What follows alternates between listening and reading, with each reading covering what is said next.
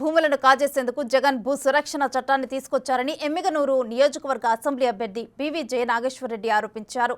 నందవరం మండలం తహసీల్దార్ కార్యాలయంలో senior assistant జగదీష్కు ఆయన వినతి పత్రాన్ని అందజేశారు.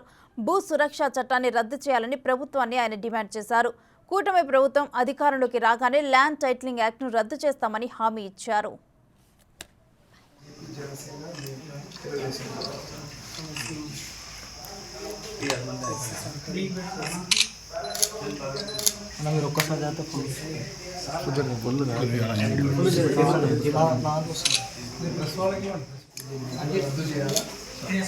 భక్షణ చట్టంలో బీజేపీ జనసేన తెలుగుదేశం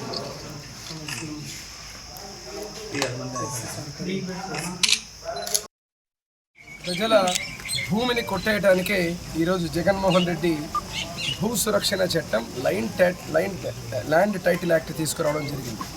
ఈరోజు స్పష్టంగా చెబుతుంది, ఒక టీఆర్ఓని ఏర్పాటు చేస్తారంట వీళ్ళే. ఆ టీఆర్ఓ ఏదైతే చిన్న చిన్న వివాదాలు ఉన్నట్టు పరిష్కరిస్తారంట. అంటే దీని అర్థం ఏంటి? 512 జీవోని తీసుకొని వచ్చి 2023 21వ తేదీకే ఈ కార్యాచరణ అంతా మొదలు పెట్టామని ఆ జీవో ప్రకారం మీరే ఒప్పుకుంటున్నారు. మరి ఇప్పుడు మాత్రం పేదల భూములు కొట్టేయడానికి ఈ డ్రామా మొదలు పెట్టారు.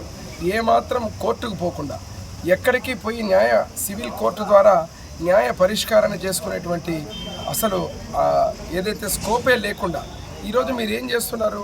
ఒక పేదవాడికి ఏదైనా చిన్న స్థల వివాదం వచ్చిందంటే వెంటనే హైకోర్టుకు పోయే పరిస్థితి తెచ్చిపెట్టారు.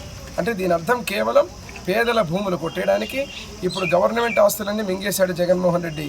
రేపు పొరపాటుకు అధికారం వస్తే ఎందుకంటే అధికారం రావడం కల్లా ఇది మేమందరం కూడా ఇటు బీజేపీ జనసేన తెలుగుదేశం పార్టీ నాయకులందరం కూడా ఈరోజు ఈ యొక్క ఏదైతే ల్యాండ్ సెటిల్మెంట్ యాక్ట్ ఉందో దీన్ని వెంటనే టైటిల్ యాక్ట్ ఉందో దాన్ని వెంటనే రద్దు చేయాలని చెప్పి ఈరోజు ఎంఆర్ఓకు మేము ఇక్కడ ఏదైతే వినతి పత్రం ఇవ్వడం జరుగుతుంది.